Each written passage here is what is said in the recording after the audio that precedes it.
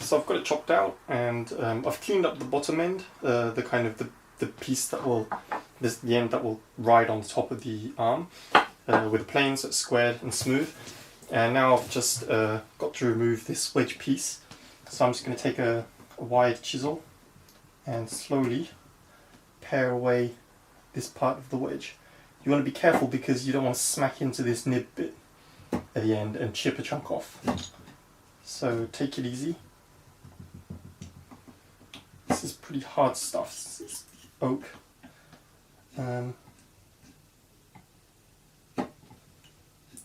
So yeah, you just keep going basically, taking it easy. You could actually saw this out if you have more confidence in your sawing skills than I do.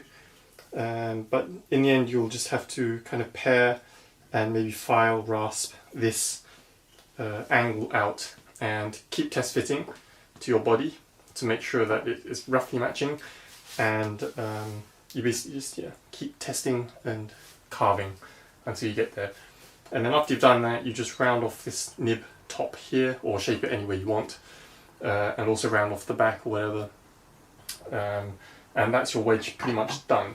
Okay, so this is the finished wedge, and so this is what it's like when it fits. I actually found I could slide it in this way, but normally you would slide it in from the small end of the wedge into the big end of the wedge mortise, slide it all the way through, give it a good push. Might need to hit the hammer. Okay, get it through, and once this is the kind of the bit where you have to do the tweaking. So if your angle is correct, the bottom of your wedge should line up or be parallel with this top end of the arm here.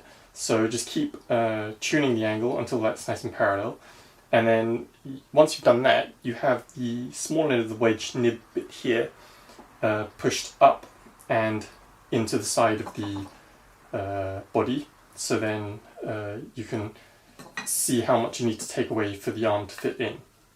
My arm's going to go in this way, and you can see it fits in. Now if your arm doesn't actually fit in because the wedge is protruding down into this cavity here, you need to take it out, take a few plane shavings off the bottom of the wedge, try it again, and just keep sneaking up on that fit until you get a nice fit there. Not much play in the wedge, so that you can have your arm slide, and you can basically tap on the big end of your wedge and basically lock your arm in place. Now that's good and tight. You can see here, after I've tapped it in, I don't have too much wedge left at the end. That's why you had to have a pretty long wedge in the beginning, so make sure you have a long enough wedge, and to be on the safe side you should really make the wedge longer than you actually need, and then you can tap it in, see how much you need to chop off, then just chop off the end. But this works okay. You can see it works nicely one-handed. I like it so that my index finger locks the arm, and then my thumb unlocks it, if I can get this undone.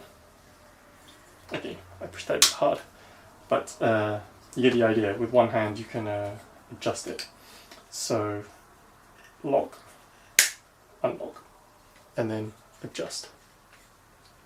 So this is pretty much done. I mean, you could use it as it is now, but to refine it a bit, I'm going to round off the top corners here, give it a nice radius at the top, and also this next one, providing a chamfer here along the back. This actually provides a lot of usability, because when you actually use it, you hold it kind of like this, and your middle finger will nest nicely in that chamfer.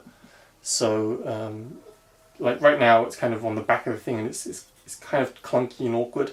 So providing a little chamfer there kind of lets your hand kind of angle in a bit and make it a bit more natural feeling. So I'm going to do that. It's not particularly hard work. Just round off the corners, take a chamfer off there. There's nothing to it really, so I'm probably not going to show me doing it, but I'll come back and show you the end product.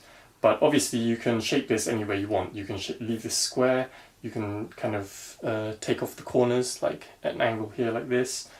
You know, that's completely up to you. But I'm going to make it rounded at the top and chamfered at the bottom end. So once I've done that, I'll come back and show you the final thing.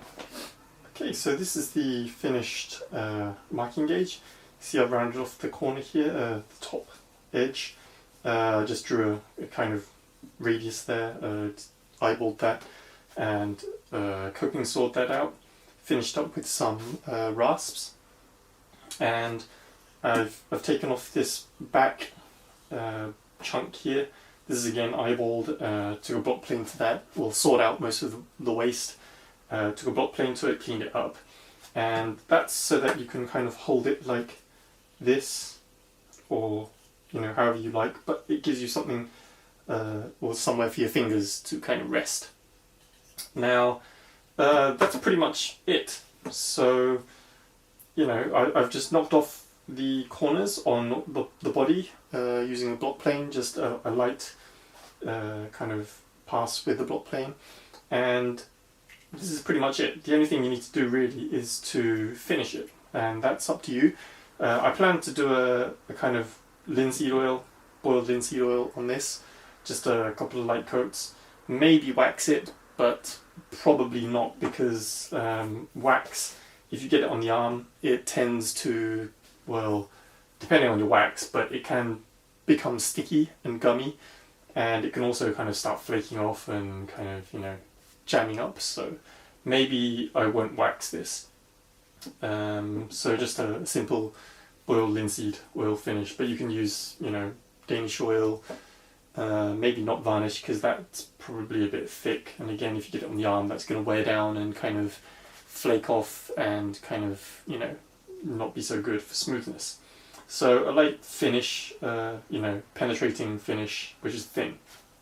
And just to give you a quick kind of overview of how it works, you push, well I've got it oriented so that my thumb operates the unlock and my forefinger operates the lock. So unlock it, you can adjust it, then lock it back up with your forefinger, and I'm just going to get a piece of wood. Suitable. Here's a piece of scrap. And for end grain,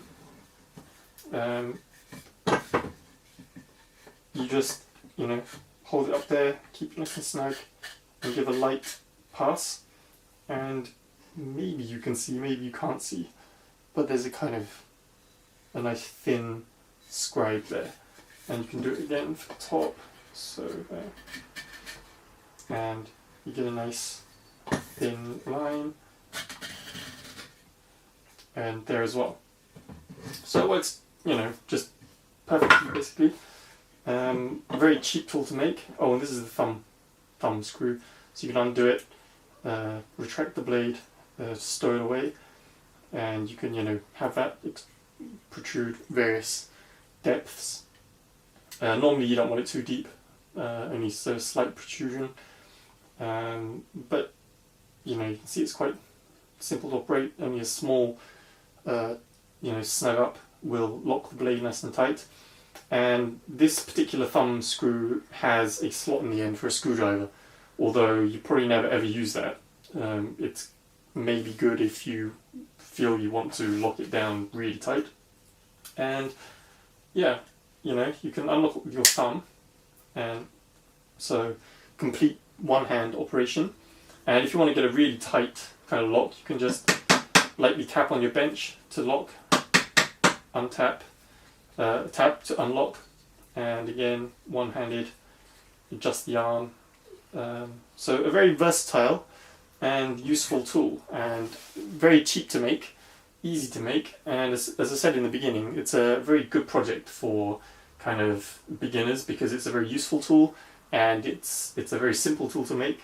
Maybe the kind of metalwork is a bit involved, but the woodwork itself is very very simple. It gives you good practice for various techniques, chopping mortises, drilling straight if you're doing it by hand, you know, simple use of a plane to kind of clean things up, rasp work here, coping saw usage, you know, so it's a very, you know, good project for a beginning to make.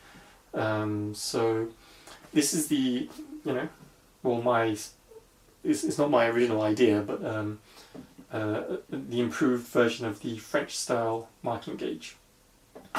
So I hope you enjoyed the series and you found it useful, and I hope you enjoy making yours and using it.